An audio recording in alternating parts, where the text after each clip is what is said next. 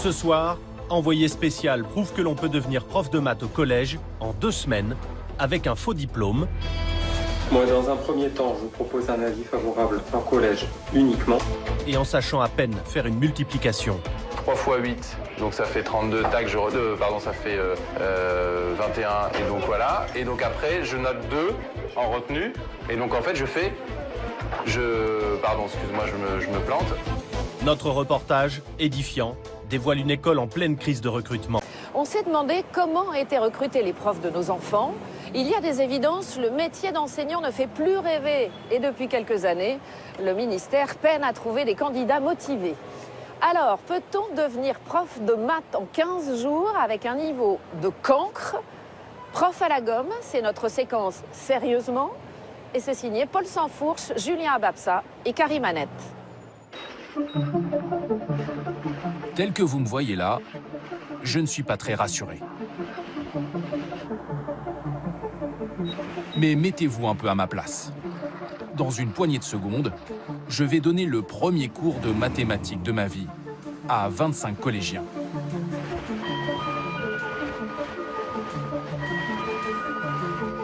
Le tout sans aucune expérience et en sachant à peine poser une division. Bonjour. Vous mettez en rang, s'il vous plaît? Allez, bien en rang. Comment un prof aussi nul que moi peut-il se retrouver devant des élèves? Je m'appelle Paul Sansfourche. Donc, vous m'appellerez Monsieur Sansfourche. Si vous voulez faire des blagues, je les connais toutes, donc c'est pas la peine. Hein, voilà, ça c'est réglé. Peut-être parce que l'éducation nationale n'est plus très exigeante dans ses recrutements. Nous allons en apporter la preuve par l'image. C'est pas la fête de la calculette, là. Hein. Tu fais la division posée. Allez, silence et suivez la leçon.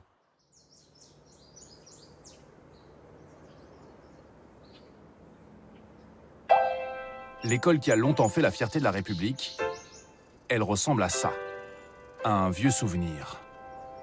Aujourd'hui, les bancs de l'éducation nationale n'attirent plus les vocations.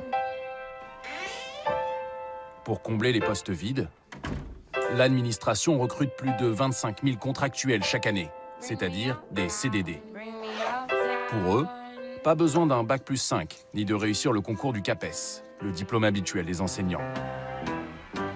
Juste d'un CV et de 3 années d'études dans la discipline concernée.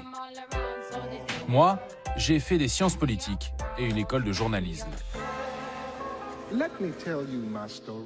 Mais je postule dans 4 matières différentes pour lesquelles, en théorie, je n'ai pas le diplôme requis. J'envoie mon dossier à une douzaine d'académies en France. Une première réponse m'arrive de la région parisienne. C'est pour devenir prof de français. Je n'ai pas attendu longtemps. 3 jours à peine. Alors on va à l'académie de Créteil, au rectorat plus précisément, et en fait c'est l'endroit où les professeurs sont évalués par l'académie et moi peut-être recruté. Et voilà, finalement c'est juste un entretien d'embauche comme un autre, donc je suis un petit peu stressé comme on est dans ces cas-là. Créteil, c'est l'une des académies qui souffre le plus du manque de profs.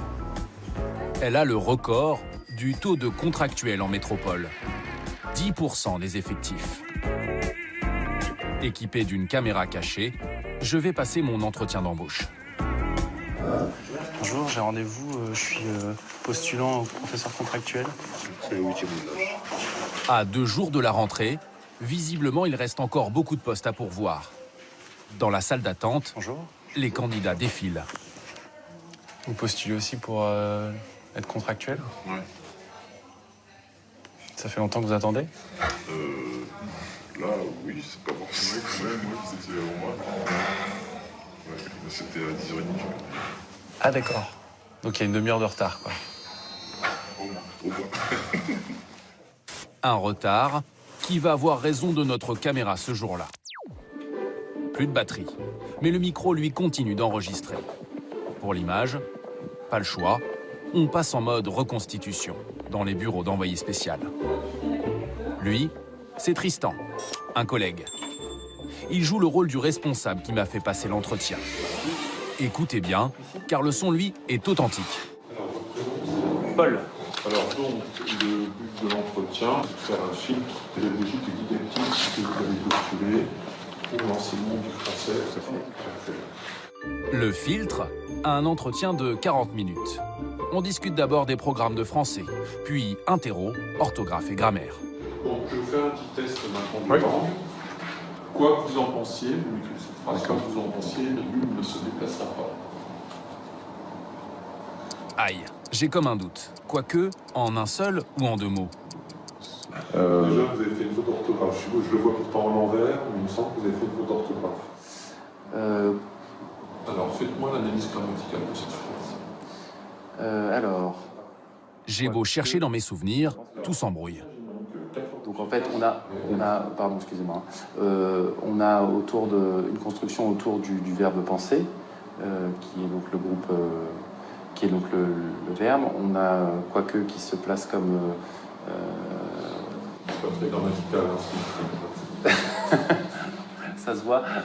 ça se fait. Écrivez-moi maintenant une phrase qui contienne une proposition subordonnée relative.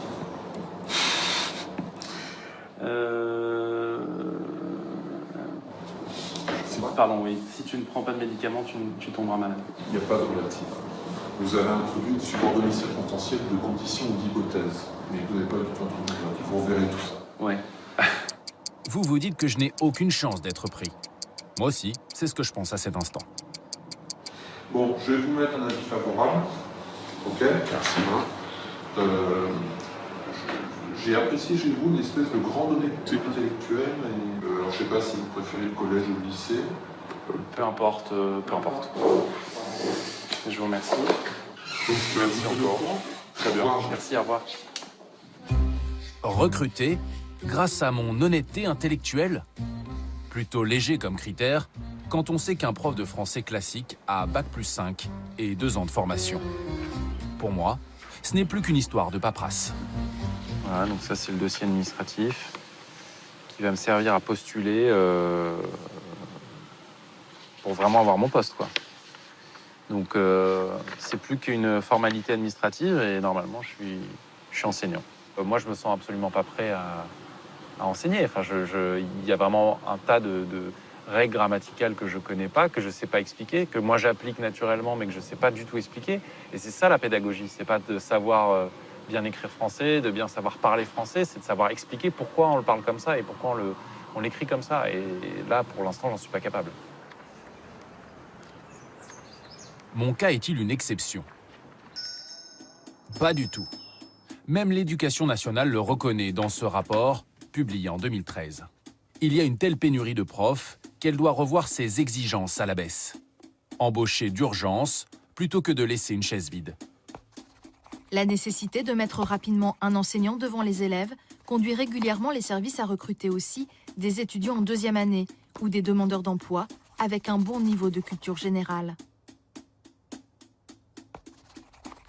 Le recours à Pôle emploi, les annonces dans la presse locale, le bouche à oreille sont autant de moyens utilisés par les services académiques.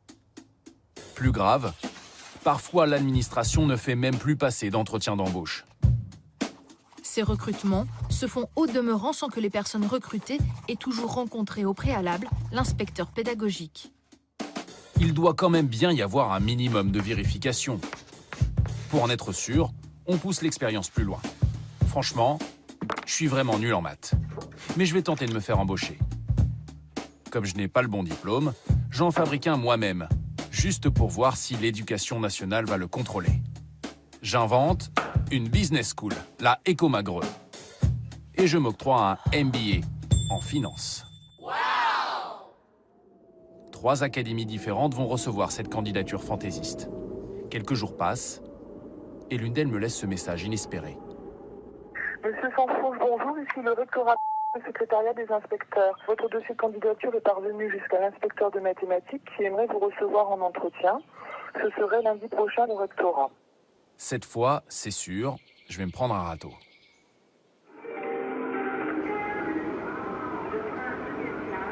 Le jour de l'entretien d'embauche, je m'apprête à vivre un grand moment de solitude. J'ai beau avoir révisé toute la nuit, c'est un peu comme si je voulais devenir chirurgien en ayant lu la médecine pour les nuls. Je connais plus les formules, je connais rien. Là, je me suis replongé dans les théorèmes, Pythagore, Thalès, les fractions, ce genre de choses. Je suis pas sûr que ça suffise. On va essayer, mais je suis pas sûr. Ce qui est sûr, c'est que les professeurs de maths sont une espèce en voie de disparition en France.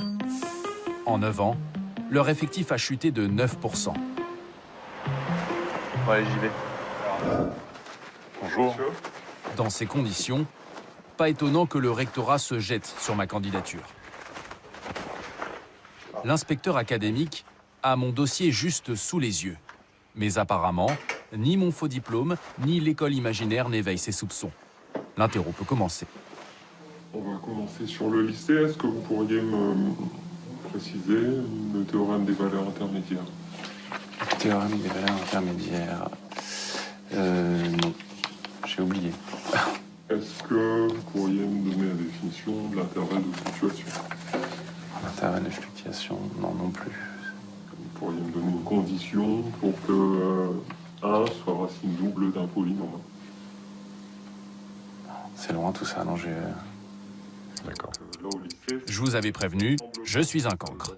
Mon interlocuteur, lui, est mi-amusé, mi-consterné par mes réponses. est-ce que vous avez connaissance des différents ensembles de nombres quand on travaille avec les élèves au collège? Je suis pas sûr du terme de vocabulaire, ensemble de nombres. L'ensemble le plus simple, c'est l'ensemble des entiers. D'accord. On va travailler les entiers, les décimaux. Est-ce qu'on va plus... Les puissances. 10. Une puissance, Oui, c'est un entier, ça? Oui, c'est vrai, pardon. Est-ce que vous avez connaissance du théorème de Pythagore? Ça, normalement, c'est bon. Si l'hypoténuse au carré est égale à la valeur des deux côtés, à la somme des deux côtés élevés au carré, alors j'ai un triangle rectangle.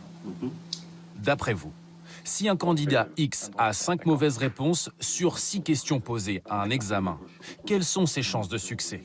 Un indice, la réponse défie toute logique. Ok, il y a des choses à réactualiser. Donc moi, dans un premier temps, je vous propose un avis favorable en collège uniquement. D'accord. Après, ça peut aller assez vite, en fait. Je prends un dossier ce matin, je veux dire, peut-être rester à l'après-midi, vous pouvez avoir un coup de fil et appeler le chef d'établissement demain. Enfin, comme ça peut se faire dans une semaine ou deux. D'accord. Tout est possible. Avez-vous des questions? Non.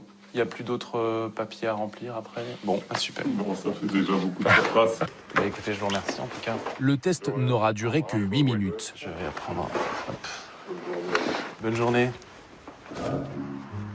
À la sortie, je suis donc potentiellement professeur de mathématiques. Et je peux être appelé à tout moment pour enseigner au collège. Je suis sidéré. En fait, ce qui est dingue dans cette expérience, c'est que j'ai menti sur tout. J'ai menti sur mon diplôme, j'ai menti sur mon CV.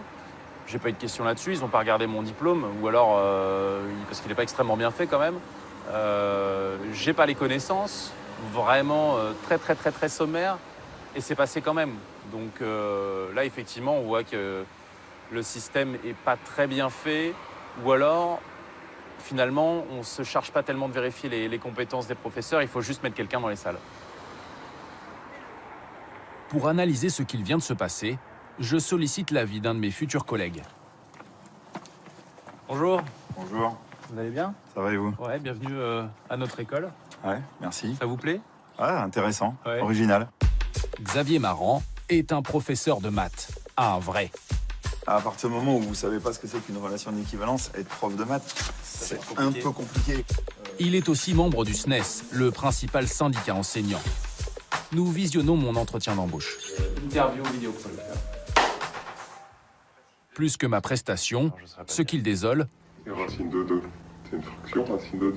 c'est surtout le niveau des questions posées. En 8 minutes, on n'a pas le temps Enfin, un inspecteur n'a pas le temps de savoir si vous avez les compétences en mathématiques suffisantes. Après, le recteur de Versailles, lors d'un comité qui a eu lieu il y a de ça quelques jours, déclarait que en Île-de-France, il n'arrivait plus à recruter des contractuels. Et donc, on en arrive à une situation où ils sont conduits, en mathématiques en particulier, à recruter tous les personnels qui se présentent. D'ailleurs, depuis l'été dernier, un décret autorise les rectorats à embaucher des Bac+2 si besoin. Confronté à nos images, Xavier Marand redoute un nivellement par le bas. Les conséquences, c'est que le service public d'éducation risque de se dégrader nettement parce que les personnels qui sont recrutés pour y exercer n'ont pas le niveau de qualification suffisante, c'est évident. Une situation grave que nous voulons mettre en lumière jusqu'au bout. Monsieur Sanfourche, je vous appelais pour savoir si vous étiez disponible parce que j'aurais une suppléante à vous proposer. Et ça serait au collège. Je vous remercie. 3 jours seulement après mon entretien, presque en urgence, le rectorat me propose un remplacement dans un établissement. Je pèse le pour et le contre, puis je finis par accepter. C'est la seule solution pour savoir si l'administration contrôle et encadre ces nouveaux professeurs. Pour l'instant, en tout cas, elle me laisse bien seul. Demain, je dois faire classe, mais on ne m'a pas fourni le livre de cours. Pour connaître le programme de mes élèves, je dois me connecter au site internet de l'Éducation nationale. Il y a énormément de mots de jargon, donc en fait, j'aimerais simplement qu'on me dise quel est le programme pour la 6e et par quoi on commence, quoi. Et je ne trouve pas ça. Pour un professeur qui se retrouverait comme moi à devoir enseigner comme ça un petit peu au débeauté, il n'y a tout simplement pas de moyen de trouver un programme clair, scolaire, de savoir effectivement sur quoi travaillent les 6e dès le début d'année. Je ne trouve pas cette information-là. Cette nuit-là, je prépare ma première heure de cours du mieux que je peux.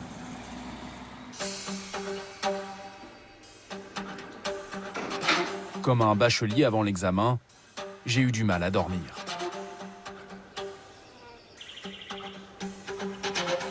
En fait, j'ai l'impression de monter au front, complètement désarmé.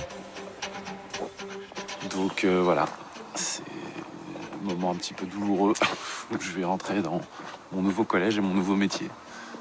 Salut. Bonjour.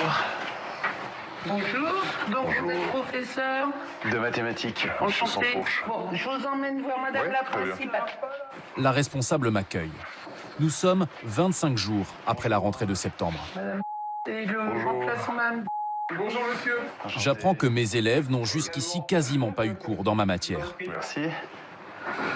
Voilà, on est ravis parce que je crois qu'effectivement c'était un petit peu compliqué pour nos élèves d'être sans repère, d'arriver en 6e sans un professeur qui est quand même... Ils ont eu à peu près voilà. 8 jours de classe. Voilà, à peu près. Je pense pas vraiment de façon très construite, pour être honnête. Voilà. Ok. Voilà. J'ai donc la lourde tâche de rattraper le retard. Mon inexpérience ne semble pas poser problème. Alors je vous avouerai que c'est la première classe que je... Oui, on nous l'a dit. On nous l'a dit, mais ça, moi ça m'inquiète pas, ça. Ouais. Je pense que vous êtes là pour un petit moment, moi je crois. Vraiment. Je ne dirais pas l'année, mais... Mais pas loin. Ouais. Est-ce qu'il y a une sorte de discipline commune Je sais pas s'il y a un mode d'emploi entre guillemets entre tous les professeurs. Il y a effectivement quelques professeurs qui sont aguerris à la gestion de classe. D'accord. Mais pour le moment, pas le temps de traîner. Les élèves vont bientôt arriver. Je vous suis. Oui, alors, ça ira. Donc après, on va vous donner une clé, hein, bien sûr. Bah, merci. À tout à l'heure. À tout à l'heure. Au revoir. En plaçant ces caméras dans ma classe, je suis mal à l'aise dans mon costume de prof. Ce ne sont pas les élèves que nous voulons filmer. Nous préservons leur anonymat. Nous voulons surtout montrer que 30 minutes seulement après mon arrivée, je suis jeté dans le grand bain, sans aucune formation, sans avoir eu le temps d'ouvrir le manuel. Bonjour. Vous mettez en rang, s'il vous plaît? Vous m'accompagnez? On y va? Combien de remplaçants ont dû improviser leur cours comme moi aujourd'hui? Quand on rentre dans la classe, on arrête de discuter. Dehors, c'est bon, vous pouvez discuter, mais pas ici. Ce qu'on va peut-être commencer à faire, c'est que vous me disiez, vous êtes arrêté la dernière fois. Parce que je sais que vous n'avez pas eu beaucoup de cours encore. Le remplaçant, en fait, il fait la question. Attendez, s'il vous plaît, taisez-vous, tu me dis. Il fait la question, et puis après, 2 secondes après, lui, il répondait lui-même, mais en fait, il allait trop vite, et pour nous, en fait... Vous n'aviez pas le temps de noter. En fait, on ne comprenait rien. Apparemment, mon prédécesseur n'a pas brillé par sa pédagogie. Je tente de faire mieux. L'exercice 56, page 48. Il s'agit d'une multiplication. 0,75 fois 3. C'est pas sorcier, ça fait 2,25. Mais quand il faut l'expliquer à un élève, c'est la catastrophe. En fait, tu vois, t'as fait tes retenues là. Donc, 3 fois 5, 15. Je retiens 1. Je descends 5. Ensuite, j'ai retenu 1. 3 fois 8. Donc ça fait 32. Tac, ça fait 21. Et donc voilà. Pour info, 3 fois 8 est égal à 24. Et donc après, je note 2 en retenue. Et donc en fait, je fais... Pardon, excuse-moi, je me plante. C'est ma seule erreur ce jour-là, mais elle est colossale. Après la classe, une collègue vient heureusement à ma rescousse et me prête ses cours. On est censé aussi faire du calcul mental. Ouais. Voilà. J'en profite pour savoir si des aides sont prévues pour les contractuels. Et au niveau après pédagogie, tout ça, il y a des stages pour... Pour toi Oui, enfin en général. En général, non. Vous êtes lancé dans la fosse et puis débrouillez-vous. Enfin, c'est malheureux, mais c'est comme ça. D'accord. Bon. Il y a eu 2 ans, il y a eu pareil comme toi, une contractuelle. Elle n'a rien eu, elle a fait l'année, mais elle a eu mon castor. D'accord. À la fin de la journée, j'ai envie de jeter l'éponge. C'est un vrai métier, ça s'improvise pas. Ah non, ça s'improvise pas du tout. Non, mais je m'en doutais, mais là, c'est vrai que je l'ai vraiment ressenti. Clairement, là, j'avais pas du tout la méthode ce matin, j'avais pas ce qu'il fallait aussi en termes de matériel, et du coup, les 2 heures de classe m'ont paru très longues, quoi. Un contractuel comme moi doit donc tout apprendre sur le tas, alors qu'un professeur qui emprunte la voie classique reçoit 1 an de formation avant de se retrouver face à une classe. Pour Xavier Marant, ça fait toute la différence. On voit que vous ne savez pas trop comment répondre aux préoccupations des élèves. Vous ne savez pas trop comment leur répondre, s'il faut les interpeller, pas les interpeller, s'il faut écrire au tableau, pas écrire au tableau, qu'est-ce qu'il faut écrire au tableau, etc. Eh bien, tout ça, c'est des choses qui s'apprennent. Pour les contractuels, le problème, c'est qu'il n'y a aucune formation. Quelques jours dans les académies, 3 jours au mieux, d'accord. Mais on se doute bien que pour exercer un métier aussi complexe que celui qui est le métier de professeur, eh bien, 3 jours de formation, c'est évidemment complètement insuffisant. Quelqu'un peut me dire ce que c'est le titre de la leçon? Mon manque de pédagogie se fait cruellement sentir dès le lendemain. Les nombres entiers. Cette fois-ci, j'ai eu le temps de préparer mon cours. Vous notez définition. Mais je ne sais pas comment retenir l'attention de mes élèves. Pardon? Si, je le réécrirai après. Du coup, je passe le plus clair de mon temps à faire la police, tant bien que mal. Allez, on se tait. Oh, tu te tais. Oh, et. Attendez, on se tait tous, on écoute maintenant. C'est fatigant. Moralité, à la fin de l'heure, je n'ai fait que la moitié de ma leçon. Qu'as-tu appris à l'école, mon fils, à l'école aujourd'hui? Je commence à m'inquiéter sérieusement pour mes élèves. Mes angoisses sont renforcées alors que je croise la mère de l'un d'entre eux. Bonjour, vous êtes là-bas? Oui. Je suis professeur de mathématiques. Enchanté. Enchanté. J'étais en train de parler de maths, oui. Ah bon? J'étais en train de dire, vous écrivez aucun cours en mathématiques? Ben, on a fait sur feuille. Ah oui, parce que moi j'ai 2 cahiers qui sont vierges, alors c'est pour ça que je... Parce que pour le coup, au début, ils n'avaient pas de professeur. Ah bah oui, la rentrée, on n'a pas de prof alors. Ouais. Parce qu'il est catastrophique. Ouais, ça vous inquiétait, hein? Les maths, c'est important. Bah oui, c'est une matière principale, quoi. Donc, Puis alors moi déjà que le mien, il a déjà du mal, alors... Après 2 jours de classe, j'ai vraiment besoin de faire le point. Je ne veux plus pénaliser davantage les élèves. Voilà. Oui. On reçoit. Ouais, c'est bon. Depuis l'hôtel, j'appelle ma rédaction en chef et nous décidons de mettre fin à l'expérience. Avant de partir, nous devons vérifier une dernière chose. L'administration essaiera-t-elle de me retenir, même si je lui annonce que je suis incapable d'enseigner? Le lendemain, j'essaie en quelque sorte de me faire expulser du collège. Avec patience, la principale tente, elle, de me convaincre de rester. Bonjour. Bonjour, monsieur. Je voulais vous voir parce que j'ai l'impression de ne pas du tout être à la hauteur, en fait. Ah, c'est normal que vous n'ayez pas vos marques là, mais complètement normal. Moi, je pense que au moins pendant un mois, vous risquez de ne pas avoir vos marques et de ramer. La responsable propose même de m'aider personnellement. On peut faire, si vous voulez, vous me dites j'ai cours demain, moi je peux venir, je me mets dans le fond de la classe, moi je suis très discrète. Après, on peut en reparler, c'est-à-dire qu'après, je peux vous donner vraiment, du coup, peut-être des aides concrètes. Moi, si vous voulez, j'ai l'impression de les pénaliser, en fait. Vous savez que les maths, c'est vraiment le parent pauvre de l'éducation nationale. L'institution devrait vraiment se poser des questions sur cette appétence qu'on n'a pas en mathématiques, donc voilà. Donc vous mettez pas de pression. Pour nous, il n'y a pas de situation qui soit finalement pire que d'avoir personne face à des élèves. Donc c'est pas... Mais voilà, c'est la situation la pire pour nous. Est-ce qu'il vaut mieux avoir quelqu'un de pas compétent plutôt que... Alors certes, pas d'avoir personne, mais d'avoir quelqu'un de pas compétent à la place? Ouais, mais juste que je trouve que vous êtes rude avec vous. Ouais. Vous êtes dur avec vous-même. J'ai l'impression que je suis pas bon du tout. Hein. Oui, mais c'est normal. Merci encore. Alors, je vous en prie, vraiment. Quelques heures plus tard, le rectorat me propose une journée de formation et un suivi à distance, mais pas avant 1 mois et demi. Ma démonstration est faite, elle est très inquiétante. Je démissionne. Quant à mes anciens élèves, aux dernières nouvelles, ils n'ont toujours pas retrouvé de professeur de mathématiques. Comme un grand vide laissé sur l'estrade.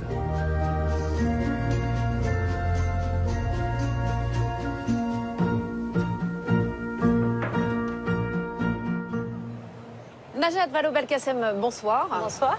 Ce reportage est édifiant et on pourrait même dire inquiétant pour toutes les familles qui nous regardent en ce moment. Votre ministère, par l'intermédiaire des rectorats, eh bien, on a l'impression qu'il recrute n'importe qui. Est-ce que ce type de situation existe? Oui. Manifestement. Manifestement. Est-ce qu'elle est normale? Non. Mais est-ce que la situation va mieux depuis 2012? Oui, aussi. Et je suis contente que ce reportage ait été diffusé. J'espère qu'il servira d'électrochoc. Oui, absolument, parce que j'espère qu'il servira d'électrochoc aux Françaises et aux Français qui nous écoutent. Notre journaliste, il a passé 2 entretiens, vous l'avez vu, l'un en français, l'autre en mathématiques. À chaque fois, il est face aux inspecteurs. Il ne répond pas à 90% des questions, il est incompétent. Et pourtant, à chaque fois, il est jugé apte. Non mais soyons clairs, Élise Lucet, je ne cherche pas à vous dire que ça n'est pas grave. Non, je vous dis au contraire que c'est un sujet très grave, que d'avoir des gens qui ne sont pas au niveau pour enseigner aux élèves, mais que ce sujet, il existe de très longue date, qu'il a été aggravé considérablement lorsque, sous l'ancien quinquennat, on a supprimé 80 000 postes dans l'éducation, et qu'aujourd'hui, nous le résorbons progressivement. Donc vous montrez une situation qui est affligeante, mais qui a vocation à disparaître. Bien sûr, elle est affligeante. Mais ces enfants-là, qui sont aujourd'hui face à ces professeurs-là qui ne sont pas compétents, on a l'impression que c'est une génération sacrifiée. C'est clair que c'est une génération qui n'est pas mise dans les meilleures conditions pour réussir. Mais précisément, c'est pour cela qu'il faut que nous poursuivions nos efforts. Je vais vous dire, s'agissant des recrutements des enseignants, si vous permettez, je vous ai ramené un petit graphique pour qu'on vous avez préparé votre interro. Oui, absolument, parce que je pense qu'il faut que chacun comprenne. Vous voyez que de 2007 à 2012, ce sont 80 000 postes qui ont disparu de l'éducation nationale, des postes de professeurs de mathématiques, de français, tout ce dont vous parlez. Que depuis 2012, nous en recréons, comme nous nous y étions engagés, 54 000, et d'ailleurs, l'engagement est tenu. Et donc, il reste encore des situations dans lesquelles nous n'avons pas fait le plein dans les concours, par exemple dans les disciplines mathématiques que vous avez évoquées, et nous devons, sur des remplacements, faire appel à des contractuels, mais ça se résorbe. Pardonnez-moi, je vous pose cette question parce qu'elle est importante.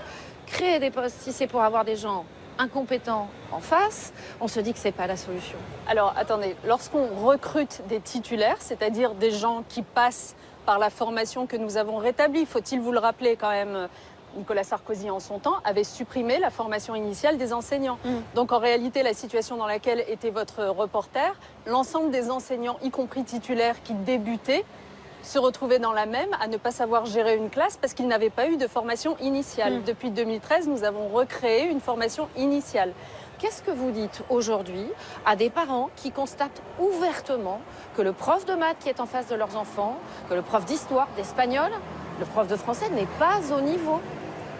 Je leur dis, vous savez, je crois que ce soir, en même temps que notre émission, il y a des candidats qui sont en train de débattre dans le cadre de la primaire de droite sur les économies à faire sur le dos de l'éducation nationale. Alors moi, je dis aux parents, soyez vigilants. Parce que précisément, c'est en faisant ce type d'économie, en supprimant le nombre de fonctionnaires qui interviennent à l'école, en mettant à mal à nouveau leur formation, qu'on crée ces situations que vous avez vues dans ce reportage. La situation que vous voyez dans le reportage, c'est la conséquence des choix qui ont été faits il y a quelques années de supprimer le vivier de vrais professeurs, de vrais titulaires. C'est pas un peu facile de dire que c'est juste de la faute de la droite et pas de la faute de la gauche, franchement? Pardon, tous les connaisseurs du système éducatif le savent.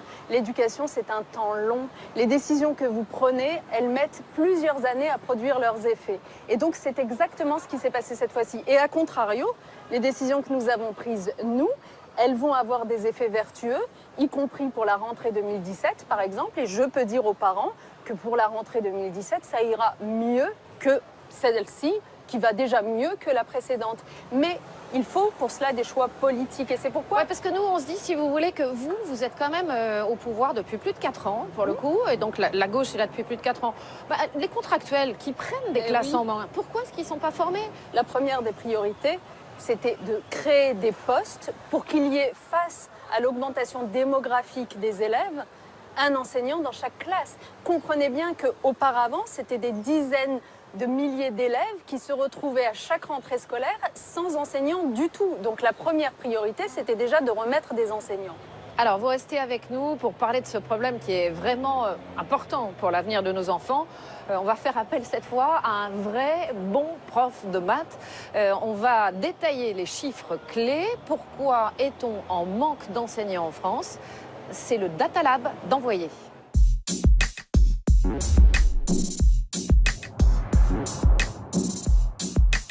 Bon, prenez un papier et un crayon. Soit un ministère de l'Éducation nationale, qui emploie 717 526 profs et accueille 10 251 800 élèves, sachant que sous Nicolas Sarkozy, le non-remplacement d'un fonctionnaire sur 2 partant à la retraite a supprimé 80 000 postes d'enseignants, mais que le candidat Hollande a promis de créer 60 000 postes dans l'éducation en 5 ans, manque-t-on encore de profs dans les classes aujourd'hui? Mettez la télé sur pause, vous avez 2 heures.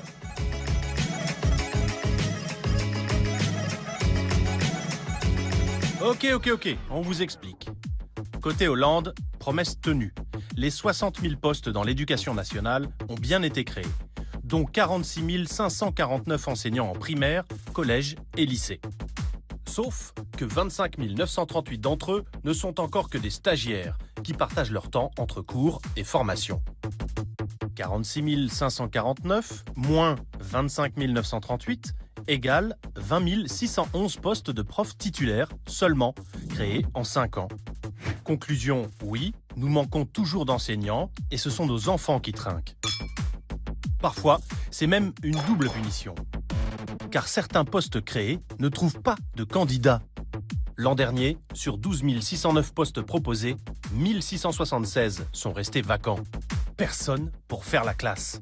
Adieu, monsieur le professeur, on ne vous oubliera jamais.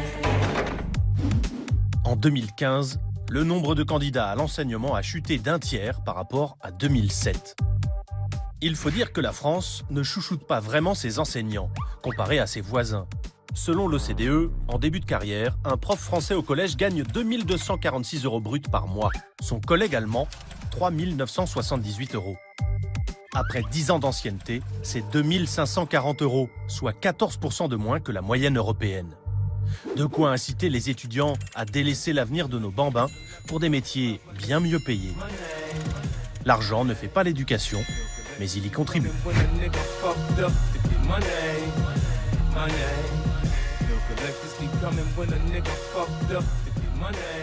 Franchement, ces chiffres, ils parlent d'eux-mêmes.